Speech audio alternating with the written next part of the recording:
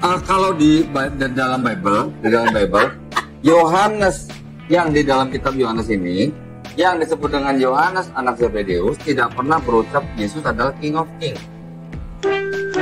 Bisa tunjukin saya? Di Wahyu pasal 19. Nah, apakah itu yang nulis Yohanes anak Zebedeus? Iya.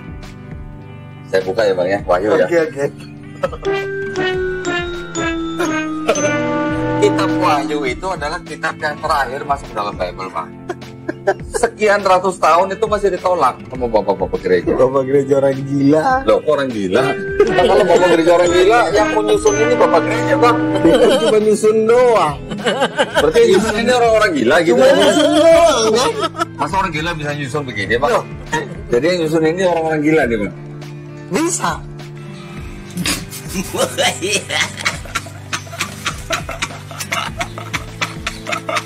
Bisa jadi. Saya buka ya, Bang ya. Saya buka ya, Bang. Bisa. Tuhan kan suka ngerjain orang. Pertanyaan saya, tubuhnya Yesus ilahi nggak? Tubuhnya Yesus. Divine nggak? Tubuhnya Yesus. Pertanyaan saya, tubuhnya Yesus ilahi nggak? Tubuhnya Yesus. Divine nggak?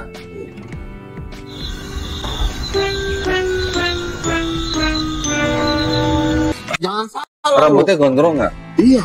Gondrong. Seberapa? Itu Sementara kalau kita baca di ayat di surat Paulus di 1 Korintus pasal 11 ayat ke-14 disebutkan, bukankah alam sendiri menyatakan kepadamu bahwa adalah kehinaan bagi laki-laki jika ia berambut panjang?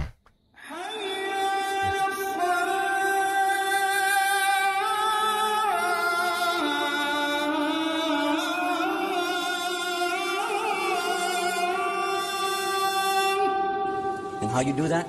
I'm going to give you 5 words in the English language. They have to be all at the same time. Surrender, submission, obedience, sincerity, and peace. Do you want those things in your life? Yes, sir. I do too. This word in Arabic is one. Takes 5 words in English. You know what the word is in Arabic? Islam. Islam?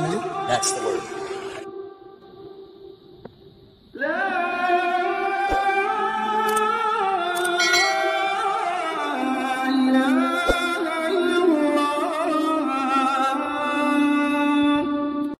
Assalamualaikum warahmatullahi wabarakatuh. Bismillahirrahmanirrahim. Alhamdulillahirrabbilalamin.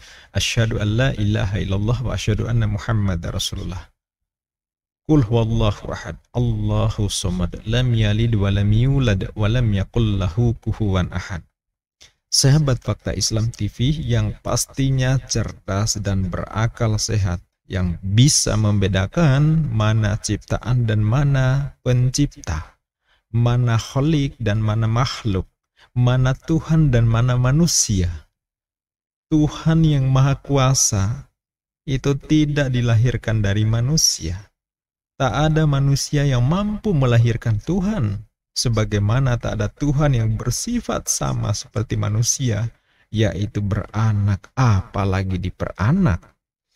Sahabat Fakta Islam TV yang cerdas akalnya pasti mengimani Tuhan yang kuasa menciptakan segala yang ada, yang menguasai alam semesta, langit dan bumi, menciptakan ribuan galaksi yang dihuni oleh miliaran, triliunan bintang dan planet, yang ukurannya jutaan kali lebih besar dari bumi yang ditempati miliaran manusia sekarang ini.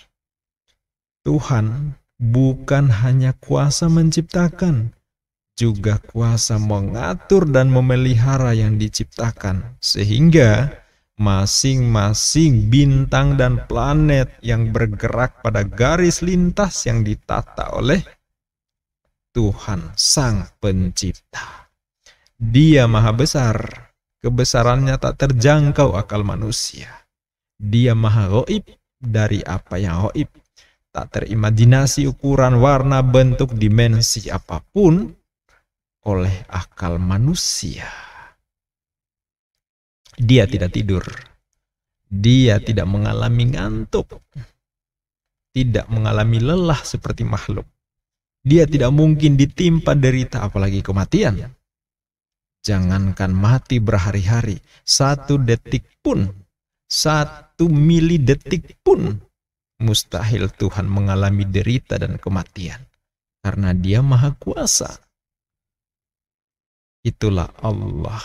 Nama ilah, nama Rob yang diimani Muslim. Yang diimani para nabi dan para rasul. Yang pernah diutus untuk membimbing umat manusia di permukaan bumi. Allah, atau dengan apapun Dia disebut, itulah yang diimani Muslim sebagai Tuhan Sang Pencipta yang layak disembah. Tiada sekutu baginya, la syarikalah. Muslim dimanapun diikat oleh keyakinan itu, tak pernah membayangkan Tuhan model ini dan itu yang memiliki karakter dari sifat lemah, seperti halnya makhluk. Muslim tidak membayangkan Tuhan Sang Pencipta yang Maha Gaib, yang Maha Kuasa, yang Maha segalanya, memiliki karakter-karakter yang terjangkau oleh akal dan pikiran. Tapi sahabat, akan lain cerita ketika kita bertanya kepada saudara kita di Kristiani. Sampai detik ini, udah lebih 2000 tahun berlalu, mereka belum final menjelaskan konsep keesaan Tuhan. Ya, mereka masih debat sampai saat ini bagaimana menjelaskan Yesus. Mereka nggak pernah sepakat sampai sekarang. Jika berkumpul 10 pendeta, mereka bisa jadi mengeluarkan 11 pendapat. Dan walaupun mereka sama percaya bahwa Yesus adalah Tuhan, tapi giliran menjelaskan posisi Yesus dalam konsep keesaan, jumlah pribadi dalam keesaan, relasi dengan Bapa dan Roh Kudus, mereka akan saling ngotot. Ada Trinitarian, Unitarian, Oneness, dan lain-lainnya. Semuanya berbeda dalam hal menempatkan Yesus. Nah, menghitung aja nggak sepakat, gimana yang lain coba. Dan sahabat, di video ini akan tergambar ya apa yang saya sampaikan tadi, apa yang saya narasikan tadi. Nah, di sini saya akan menampilkan dialog antara pendeta Kristen Luga Tambunan yang saya kira cukup terkenal ya di dunia apologet. Luga Tambunan mengaku dirinya sebagai nabi. Ini berhadapan dengan seorang mualaf ya, Kodonditan. Nah, di sini pernyataan pendeta Luga ya bisa jadi mempresentasikan apa yang diimani Kristen pada umumnya. Atau bisa juga hanya pemikiran pendeta Luga saja, wallahu alam ya. Ya, bisa mempresentasikan pemikiran Kristen pada umumnya, tapi bisa juga ini hanya pikiran-pikiran Luga saja. Ya, kita nggak tahu persis. Yang jelas menurut saya ini sangat kocak. Membuat saya pribadi sangat terkaget-kaget dan geleng-geleng. Lah kok bisa? Lah apa iya? Mosok sih? Ya, seperti itu pertanyaan-pertanyaan sehingga saya cukup tertarik untuk menampilkan ini yang menjadi perhatian sahabat menyimak supaya mendapat pemahaman, wawasan, pengetahuan apa sih yang dipikirkan saudara kita dibandingkan dengan apa yang kita pikirkan. Nggak bisa firman kita dijadiin orang. Ya. Terus pada waktu Yesus di atas kayu salib, itu Bapak juga mati. Apanya? Bapaknya Bapak merasakan. mati juga Bapak. Bapak kalau mati, yang mati itu kan cuma daging, badan nggak bisa, roh nggak bisa mati, firman nggak bisa mati, Bapak pun nggak bisa mati. Jadi tubuhnya Yesus Ya. itu ilahi nggak? Tubuhnya Yesus ya, ilahi nggak? ya karena Tuhan sudah memakai badannya, ya gimana ya? Badan itu Sulit. enggak gini loh. Rumahnya Luga bukan. Ya itu rumahnya doang gitu loh. Ilahi nggak tubuhnya Yesus? Yang ilahi itu adalah yang Tuhan itu, yang pencipta itu adalah firman dan roh itu. Iya. Pertanyaan saya, tubuhnya Yesus ilahi nggak? Tubuhnya Yesus Divine nggak? tubuhnya Yesus. Pertanyaan saya, tubuhnya Yesus ilahi nggak? Tubuhnya Yesus Define enggak?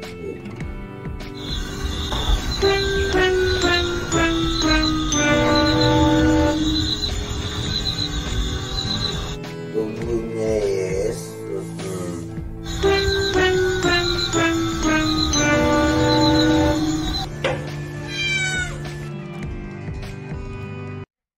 Nah, bingung kan? Pendeta Luga aja bingung, apalagi jemaatnya. Sesama pendeta aja mereka debat soal ini. Apalagi jemaatnya, bagaimana mereka menjelaskan jemaatnya? Lebih 2000 tahun berlalu mereka belum sepakat sampai sekarang bagaimana menjelaskan tentang keilahian Yesus, terutama relasinya dengan Bapa, Roh Kudus, Yesus. Konsep ketuhanannya, konsep keilahiannya, konsep keesaannya seperti keesaannya seperti apa, sampai sekarang mereka masih berdebat soal itu.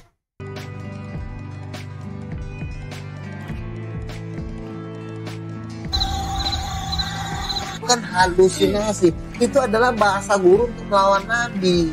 Karena Nabi Musa itu melihat Tuhan loh. Gara-gara dia melihat Tuhan dia bisa nulis kitab loh. Bukan gara-gara dia mengkritik teks. Barusan Luga mengatakan bahwa Nabi Musa melihat Tuhan, terus akhirnya mau bisa menulis kitab, kan begitu. Ini kata Luga. Tetapi kalau kita baca di Yohanes 1:18, ini di perjanjian baru itu ditegaskan tidak seorang pun yang pernah melihat Allah, tetapi anak tunggal Allah yang ada di pangkuan Bapa, dialah yang menyatakan. Menyatakannya di sini bukan berarti menampakkannya, bukan, tapi menjelaskan supaya orang terang memahaminya gitu ya. Nah, jadi ini berbeda dengan pernyataan Luga. Kalaupun ada di perjanjian lama menceritakan tentang Nabi Musa ketika menerima Taurat, ya, ketika melihat ada semakan terbakar, lalu Nabi Musa mendatanginya, itu menunjukkan bahwa Allah mengundang Nabi Musa agar datang di tempat itu dengan cara ditampakkan dengan api semak yang terbakar. Tetapi tidak dijelaskan sama sekali di situ bahwa Nabi Musa benar-benar melihat Tuhan, wujud Tuhan seperti apa. Tidak ada. Kalaupun ada, jelas bertentangan dengan ayat ini, sebab di sini dijelaskan tidak seorang pun yang pernah melihat Allah. Tidak seorang pun berarti siapapun tidak pernah, termasuk Nabi Musa. Bertentangan dengan ayat ini penjelasan Luga. Oke, kita lanjut. Kalau gue udah pernah lihat Tuhan. Apanya? Kami berdoa Tuhan Yesus datang. Seperti apa mukanya bang? Oh, lebih ganteng dari yang di foto-foto. Dahsyat banget. Seperti siapa bang? Seperti Jim Caviezel, kalah atau semua seperti itu kalah. William Dafoe? Kalah itu. Matanya semua. biru apa coklat? Hah? Matanya biru apa coklat? Matanya bagaikannya rapi, dahsyat banget. Serem dong kalau matanya kayak Bukan, jangan salah. Rambutnya gondrong nggak? Iya. Gondrong. Seberapa? Itu Rambutnya gondrong nggak? iya. Gondrong. Seberapa? Itu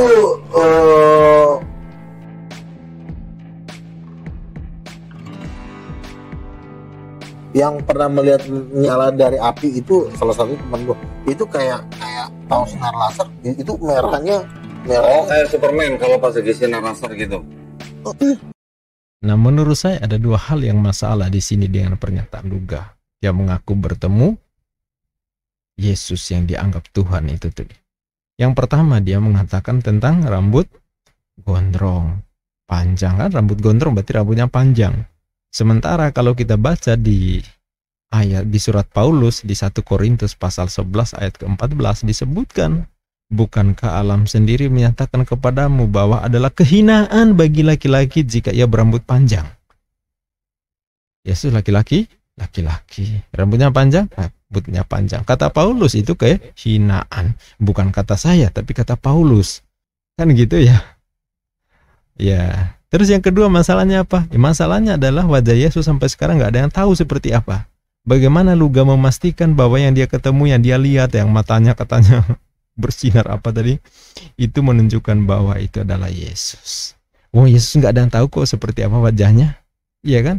Nggak ada kan dokumentasi yang pasti menunjukkan, mempresentasikan wajah Yesus yang asli. Semua yang ada sekarang, foto-fotonya, videonya, segala macam adalah rekayasa, hoax.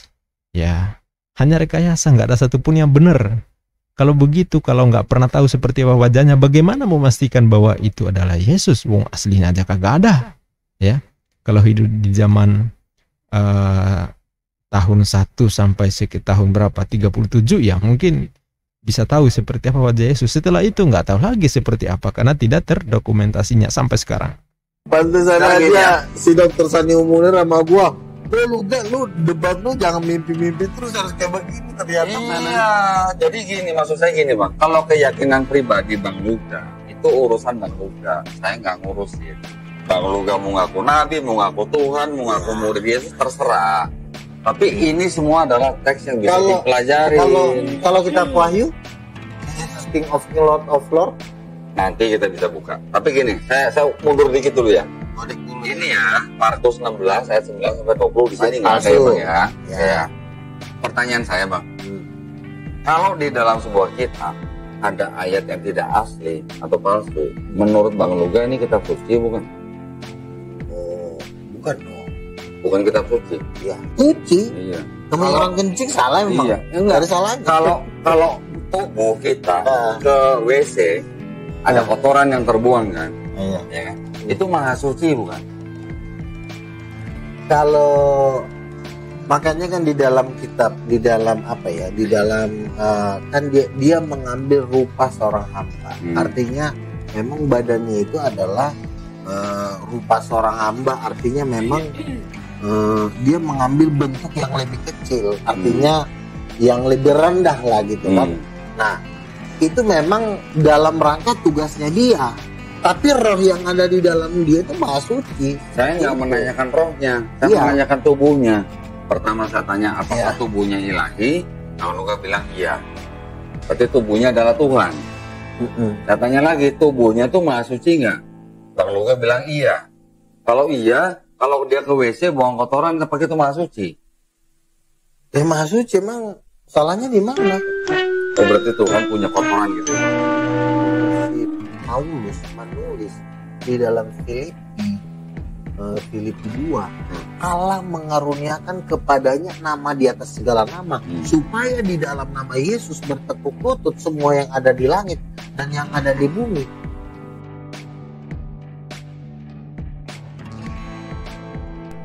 Sebab aku berkata-kata bukan dari diriku sendiri, tetapi Bapa yang mengutus aku, dialah yang memerintahkan aku untuk mengatakan apa yang harus aku katakan dan aku sampaikan. Pertanyaannya, itu tambahan. Bisa dicek nanti. Nah gini. Diceknya sama siapa? Gini. Surat Paulus. Lamaan sih nunggu-nunggu. Surat Paulus itu udah berapa? Kurang lebih 14 ya? Ya banyak lah. Kurang lebih lah segitu ya. Separuhnya itu bukan tulisan Paulus. Menurut ahli-ahli perjanjian baru zaman sekarang. Yang menulis adalah Paulin, pengikut Paulus. Saya bisa tunjukkan Bang, nanti Bang, yang mana yang bukan tulisan Paulus. Tapi biasanya kan gayanya kan memang aku Rasul Paulus gitu kan. Itu ternyata separuhnya bukan tulisan Paulus. Makanya kan gini Bang. Ibrani. Penulis Ibrani siapa Bang? Paulus bukan? Ya. Paulus. Lukas ya? Bukan. Tidak diketahui.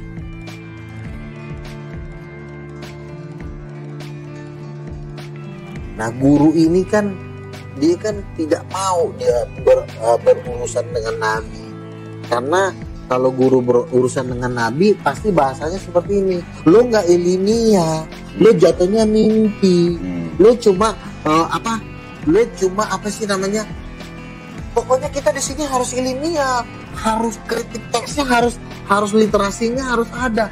Itulah cara-cara guru untuk melawan nabi.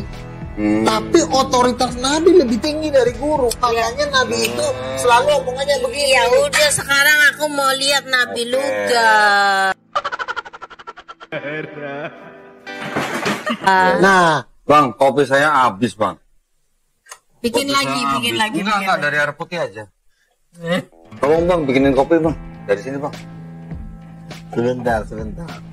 Mujizat Kopi saya habis bang, tolong buat jadi kopi bang.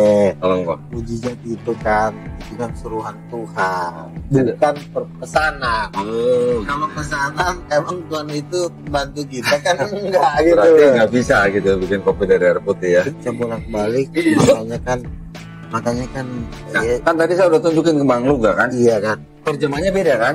Roh Allah dengan Pernah God's baca nggak? divine presence. Pernah baca nggak? Yohanes pernah berkata begini, bahwa kamu nggak perlu diajarin manusia. Di dalam diri kamu ada pengurapan. Itu Roh Kudus lagi. Iya, Ya. makanya kita membaca ini, Bang. Nggak perlu yang dua-dua ini. Kenapa?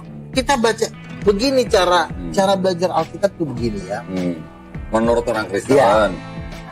Rendahkanlah dirimu di hadapan Tuhan. Banyaklah berdoa. Itu aja kita lakukan. Pada waktu kita tidak tahu ayat ini, kita tinggal ngomong. Tuhan, tuntun gua deh. Pakai Roh Kudus. Daripada setan-setan ini kan banyak nih. Gua nggak tahu yang mana setan. Bang mau nanya bang. Semua juga ngaku setan. Gua daripada gua stres mikirin orang gila ini Tuhan. Orang gila ya. Gua kan juga nggak mau Berarti Bang Luga pakai kitabnya orang gila dong. Bentar gitu. Ini siapa yang bikin di aliran banyak ini bang? Lucifer bukan? Roh Kudus. Tuhan itu kan memberikan kehendak bebas kepada manusia. Lo dekat sama gua. Kalau lo dekat, lo akan dapatkan rohku, kata Tuhan. Manusia ini kan dia punya kehendak masing-masing. Gua nggak mau dekat, aku masih mau ke diskotik. Pada waktu dia ke diskotik, lahirlah Protestan. Pada waktu dia ke diskotik, lahirlah Protestan. Pada waktu dia ke diskotik, lahirlah sekte-sekte lain. Sekte-sekte lain itu adalah lahir dari dosa. Jadi sekte-sekte atau aliran-aliran itu ada karena dosa. Iya. Termasuk Trinitarian. Apanya? Termasuk Trinitarian. Termasuk Tritunggal. Termasuk Unitarian.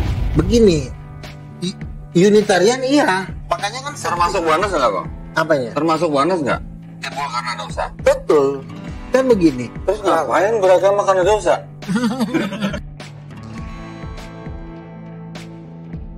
Bukan itu pertanyaan saya bang. Pertanyaan saya adalah siapa orang pertama yang bilang bahwa kitab Yohanes itu ditulis oleh Yohanes anak Zebedius? Oke, sekarang gini aja lah dulu. Menurut Bapak, Yohanes anak Zebedius, apakah dia mengaku Yesus King of King atau Tuhan?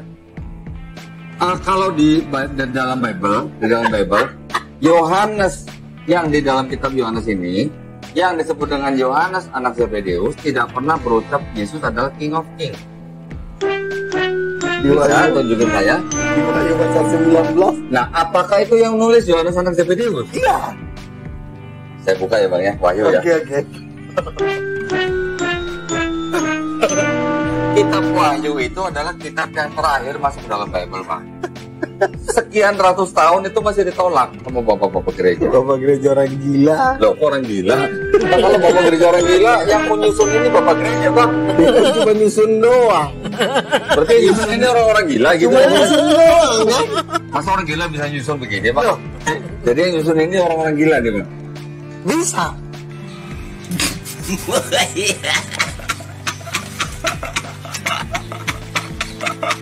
Bisa jadi. Saya buka ya bang ya. Saya buka ya bang. Bisa.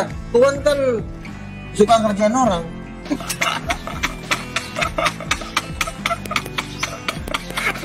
Ngerjain Dilihatnya, ini orang gila nih. Gue suruh nyusun, habis itu gue bisa. Apa nggak bisa? Nih bang, saya baca dari tahu ND kan, penerbit Bible ND tahu kan? Yang di NTT tahu kan? ND kan? Nah, saya baca nih bang ya. Ini apa namanya keterangan nih dari ND. Dalam ayat pertama mengenai isinya, karangan ini disebut Wahyu Yesus Kristus. Ini mengenai Yohanes ya. Mengenai Wahyu. Selanjutnya ND, penerbit Bible ND. Oke. Ini ND. Oke. Selain daripada Ini ND lain ya. Selain daripada Ya. lain. Oke. ND itu Katolik bang ya. Oke. Nih ND Press nih. Katolik lagi ya kemarin. Emang Bang Ani dapat ini dari mana kalau nggak dari Katolik? Sahabat Fakta Islam TV, itu saja ulasan di video kali ini tentang dialog antara Pendeta Luga Tambunan dengan Kodonditan. Mudah-mudahan memberikan informasi dan pencerahan buat kita untuk memahami bahwa seperti itulah keyakinan saudara kita yang berbeda keyakinan dengan kita. Kita hargai mereka sebagaimana mereka juga menghargai keyakinan kita. Semoga kita dapat bertemu kembali di video berikutnya dengan ulasan-ulasan yang lain yang lebih luar biasa lagi. Sampai jumpa di video berikutnya. Bagi yang belum subscribe, silakan klik subscribe. Sedangkan bagi yang sudah subscribe, kami ucapkan terima kasih. Semoga apa yang Anda lakukan adalah menjadi bagian dari dakwah kita bersama dalam menghalang, menghadang, menghalau anasir-anasir penyesatan dan pemurtadan yang gentayangan di sekitar kita. Sampai jumpa di video berikutnya. Billahi taufiq wal hidayah. Wassalamualaikum warahmatullahi wabarakatuh.